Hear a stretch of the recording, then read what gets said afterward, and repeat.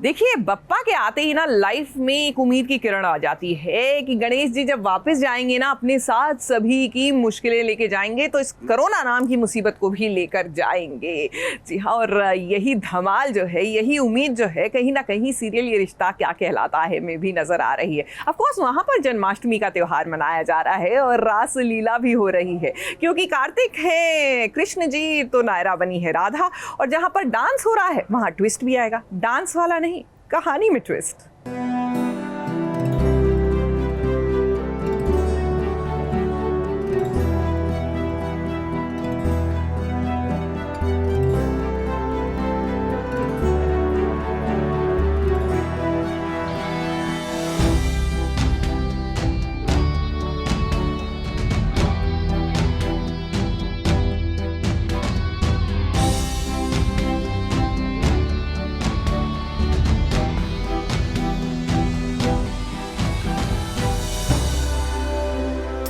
जब भी नटखट बंसी वाले की बांसुरी बजती है तो मानो दुखों के तूफान में किसी को गोवर्धन जैसी शरण मिल जाती है।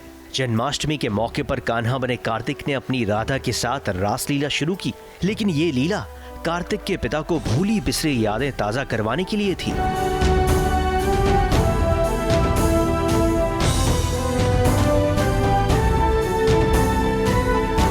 परिवार में जब भी जन्माष्टमी मनाई जाती है तो कान्हा की पूजा अर्चना खुशी खुशी होती है, लेकिन इस बार गोयंका परिवार में सभी की आंखें नम हैं, क्योंकि कार्तिक के पिता बालक जो बन गए हैं। लेकिन फिर भी शंख बजाकर और दूध दही से कान्हा का अभिषेक हुआ।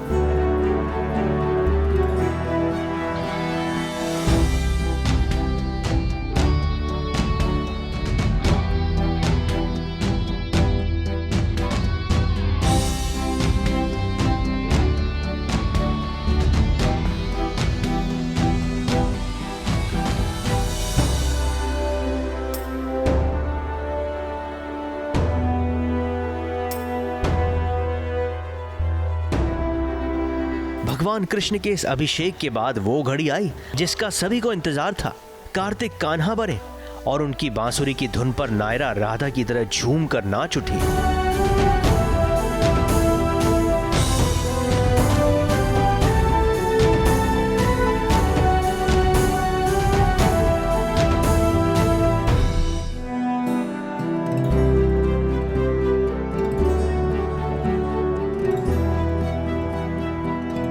इस डांस के बीच में कार्तिक ने अपने पिता को बांसुरी दी, लेकिन कार्तिक के पिता ने बांसुरी से बच्चों की तरह खेलना शुरू कर दिया।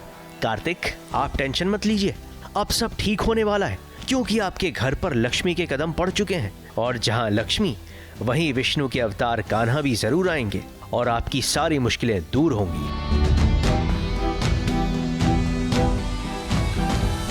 ABP news report.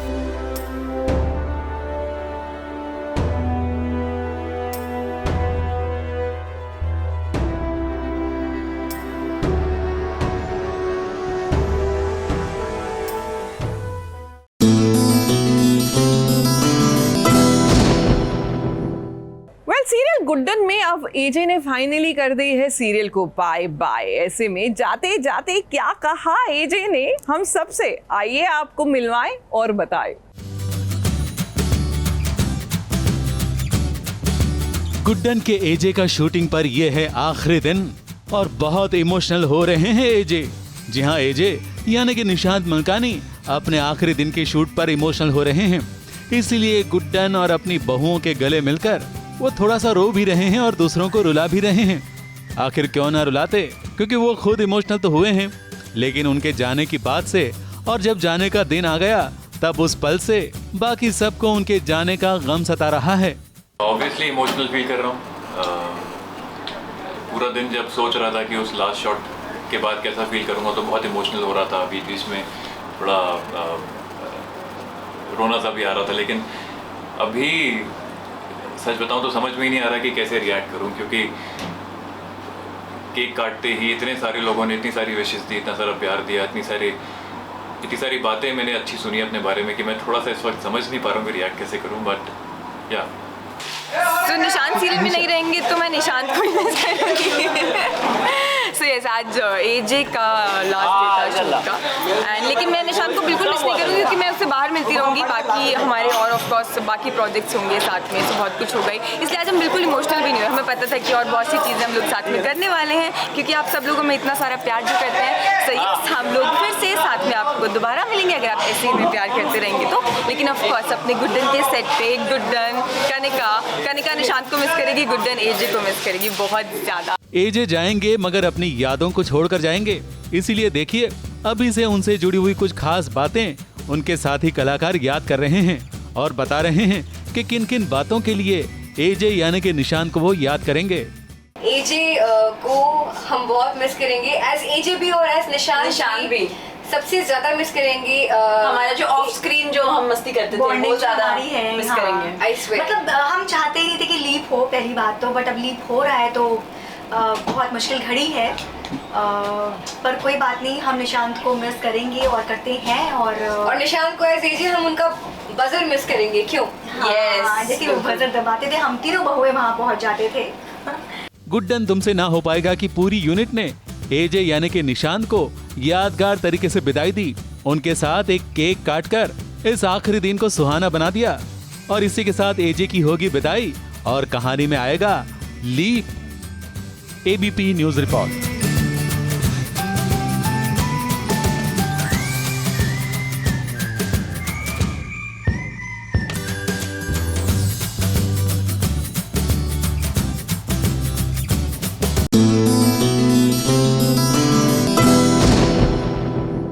और देखिए गणेश जी के आते ही ना हर कोई बप्पा की आओ भगत में लग गया है। अब भले ही साल के 365 दिन मेहमान घर में पसंद करते हो या ना करते हो, लेकिन Ganesh ji is everybody's favourite guest. तो चलिए आपको लिए चलते हैं इशिता गांगुली के पास, जो बताएंगी और दिखाएंगी कि कैसे कर रही है वो गणेश जी की सेवा।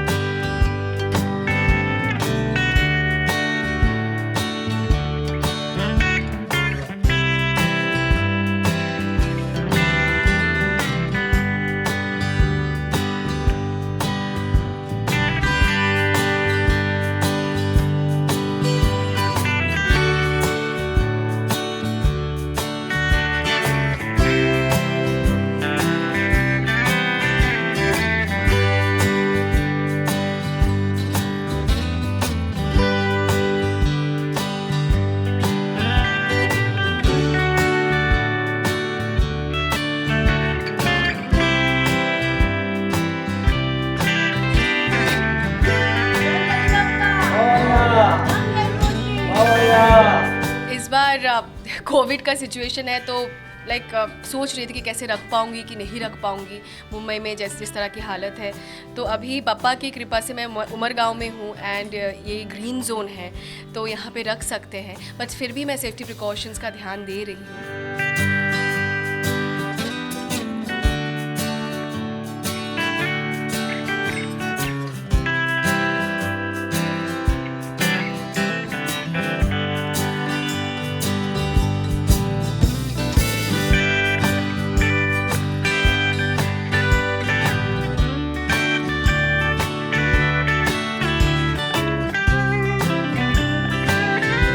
बेसिकली मैं हमेशा फ्लावर थीम रखती हूँ, बहुत सारी चीज़ें रखती हूँ, पर इस बार मैंने ना पिंक फ्लावर के ऊपर छोटे छोटे गोल्डन जैसे ये बॉल्स है, ये सब चीज़ें रखा है। पप्पा भी बहुत सिंपल रखा है।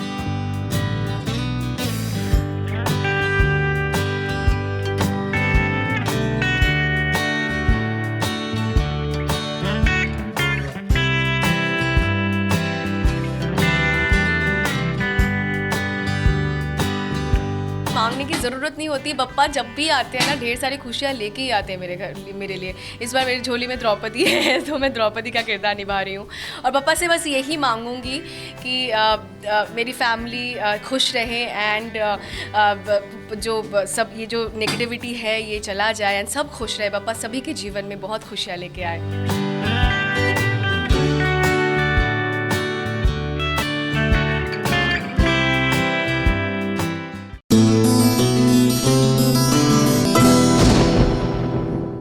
देखिए आपने अलग अलग किस्म की थेरेपी सुनी होगी, laughter therapy, mud therapy, and many more therapies. और म्यूजिक थेरेपी भी होती है, एक्चुअली में होती है, लेकिन म्यूजिक थेरेपी से क्या आप किसी को टोटली मेडिकली फिट कर सकते हैं?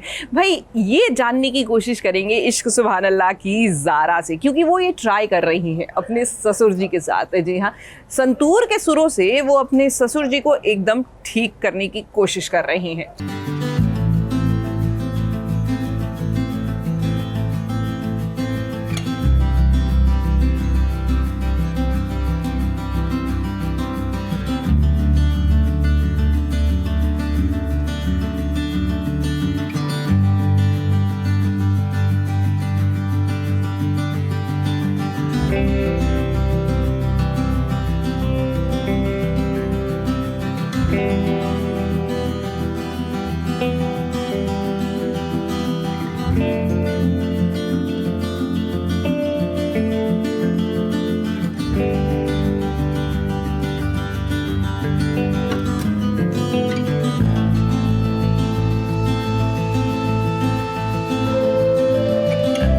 ज़ारा अब सीखने वाली है संतूर। अपने ससुर जी यानी कि कबीर के अब्बू को ठीक करने के लिए वो संगीत का सहारा लेने वाली है।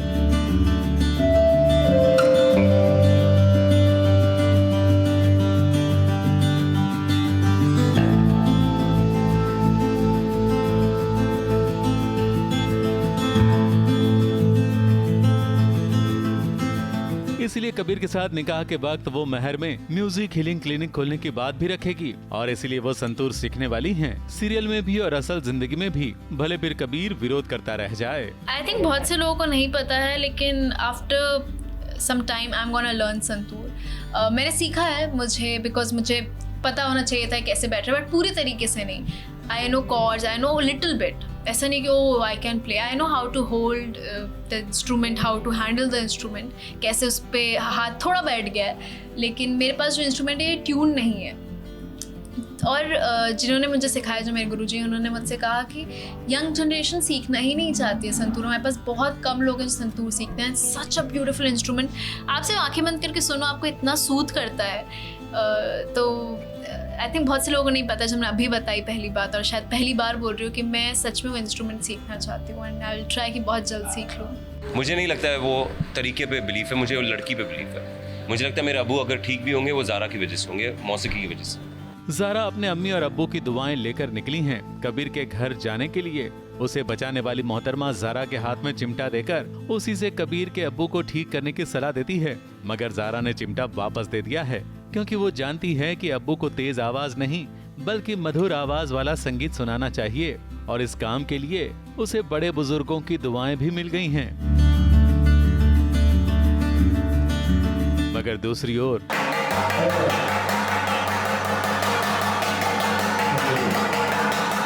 थालियों की तेज आवाज से रुखसार अब्बू को बहुत परेशान कर रही है। क्या अब्बू, आप थाली की आवाज सहन नहीं कर पाए तो आप ये खबर कैसे सहन कर पाएंगे? ज़ारा सिद्दीकी जिंदा वापस आ चुकी। उन्हें ज़ारा के नाम से डरा रही है और साथ में अपनी बहन जिनत के सामने भी कुछ ऐसा ड्रामा कर रही है कि जिनत गुमराह होकर रहेगी। भाई वो बॉन्ड स्कूल से पढ़ के आई है, आपको पता नहीं है? हाँ, रुखसार जो है, जीनत जो है, वो लोग बॉन्ड स्कूल से पढ़ के आए। ये लोग सब कुछ कर सकते हैं और ये लोग यही करते जाएंगे, और कबीर का दिल इतना बड़ा है कि वो उनको माफ़ करते जाएगा। मुझे लगता है कि कबीर ज़ारा फिर से एक नहीं हो जाते, तब तक रुखसार कुछ ना कुछ करती रहेगी, क्योंकि एक बार वो दोनों साथ हो जाते हैं तो उसका मनोबल वैसे ही टूट जाएगा। She won't be able to think any more कि अभी क्या करूँ, अभी तो कबीर इसी के साथ है तो मैं कहाँ जाऊँ। कुछ ना कुछ आई गेस सब वो कुछ और करे, बट फ़िलहाल के लिए ये है कि जब तक वो दोनों साथ नहीं आ जाते तब तक वो कोशिश करेगी कि दोनों साथ ना आए, और जब तक दोनों साथ आएंगे तब तक वो क्या करेगी वो भी उसे भी नहीं पता। कबीर को संगीत से सख्त नफरत है, वो ज़ारा का ये सपना कैसे पूरा कर पाएगा ये कहना मुश्किल है, मगर हाँ, दोनों के बीच इश्क बढ़ता ही जाएगा, मोहब्बतें जरूर नजर आएंगी, ये तय है। वैसे मोहब्बत तो आपको भी पर्दे के पीछे के नजारे से हो जाएगा जब ज़ारा अपनी अम्मी और अब्बू पर प्यार लुटाती दिखेगी।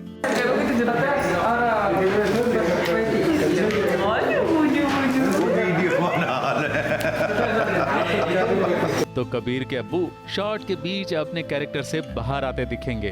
मुंबई से स्नेहा शर्मा के साथ एबीपी न्यूज रिपोर्ट।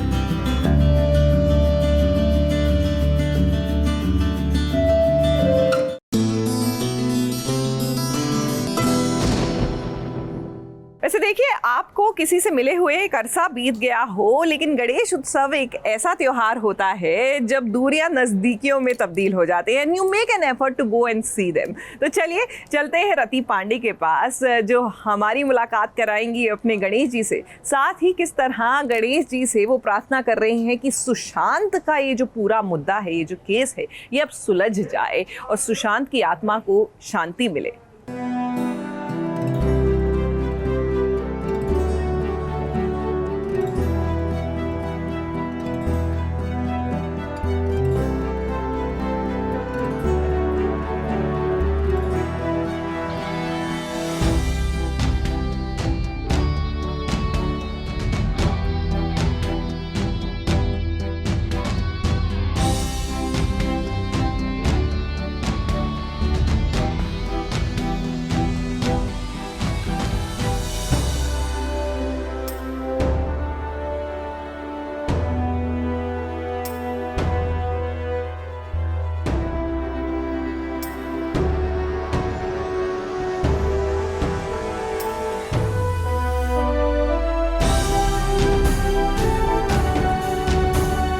रति पांडे ने की गणपति बप्पा से सुशांत की आत्मा के लिए प्रार्थना।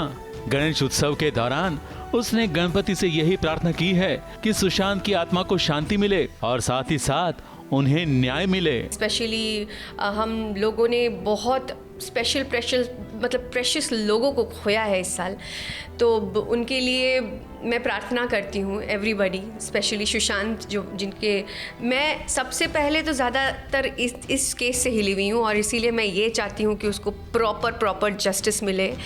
दिल से चाहती हूँ, हम सब दिल से चाहते हैं कि उसको प्रॉपर जस्टिस मिले। तो ये मेरी पहली मांग है कि ये होना चाहिए। और हम सबको हिम्मत दे बप्पा कि हम जिस तरह से ये फेज़ से गुज़र रहे हैं, आगे और जितने भी फेजेस आए, हम इसी तरह से स्ट्रांगली फाइट करें और एक साथ फाइट करें। रति और सुशांत का बिहार वाला नाता है, इसी नाते वो सुशांत के लिए प्रार्थना कर रही हैं और हाँ, साथ में पूरी दुनिया के लिए भी ये प्रार्थना कर रही हैं कि कोरोना वायरस जल्द से जल्द खत्म हो जाए। हर कोई जो गणेश को पूछता होगा या जो बिलीफ रखता है, जो श्रद्धा रखता है भगवान पे, वो यही मांग रहे होंगे कि सबसे पहले तो कोरोना वायरस चला जाए और वैक्सीन निकल जाए और हम सब सेफ हो जाएं। रति पांडे ने इस बार गणपति बापा की मूर्ति नहीं लाई है क्योंकि वो उमरगाम में शूट कर रही हैं और वहां उमरगाम वाले फ्लैट में उन्होंने अपनी घर की मूर्ति की ही स्थापना करके गणपति उत्सव को सादगी पूर्वक मनाया है। मेरे लिए तो गणपति इस बार बहुत अलग ही हो गया। मैं इस बार गणपति जी को लेकर आ नहीं पाई घर पे और मैं अपने घर पे भी नहीं हूँ। तो इस बार मैं उमरगांव में हूँ, मैं यहाँ पे शूट कर रही हूँ। तो इस बार मैंने अपने ही घर की मूर्ति लाकर गणेश और लक्ष्मी की पूजा की है। आज मैंने पहली बार यहाँ पर मूर्ति स्थापित की है इस फ्लैट में, तो गणपति जी तो आ ही गए मेरे घर पे। रति पांडे की तरह कई लोग ऐसे हैं जो गणपति पापा से यही प्रार्थना कर रहे हैं कि कोरोना वायरस से जल्द मुक्ति मिले और सुशांत के चाहने वाले भी यही प्रार्थना करते हैं कि सुशांत को न्याय मिले।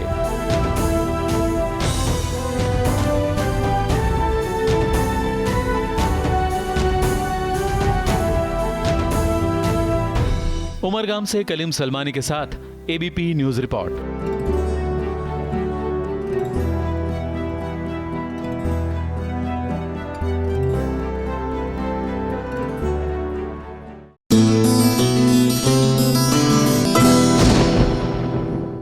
गणपति बप्पा मोरया, पुरचा वर्षी लवकर या, यानी कि अगले बरस तो जल्दी आना। जी हाँ, बस इसी प्रार्थना के साथ किस तरह हमारी टीना दत्ता ने भी गणेश जी का विसर्जन किया, उनको विदाई दी, आइए दिखाते हैं। टीना दत्ता मग्न है भगवान गणपति की भक्ति में। भगवान गणपति की विदाई से पहले टीना दत्ता कर रही हैं उनकी पूजा और बहुत ही प्यार से उतार रही हैं आरती।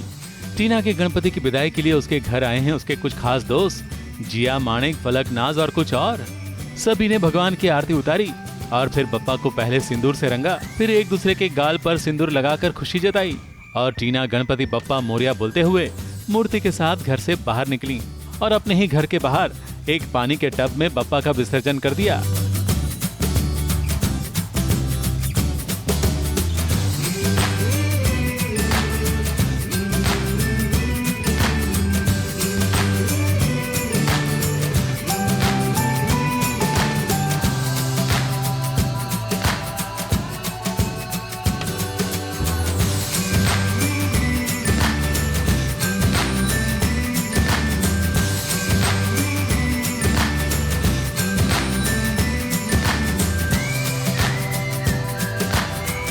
मगर हाँ, विसर्जन से पहले बप्पा के कान में मनोकामना बोलना नहीं भूली। टीना और जिया दोनों ने अपनी कामनाएं पूर्ण होने की प्रार्थना की और बप्पा की मूर्ति को दे दी विदाई।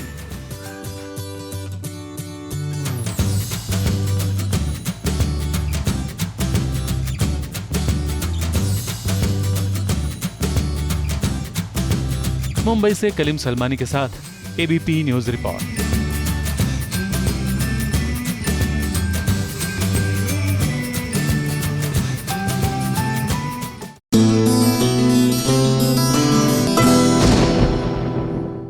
ये है एबीपी न्यूज, आपको रखे आगे।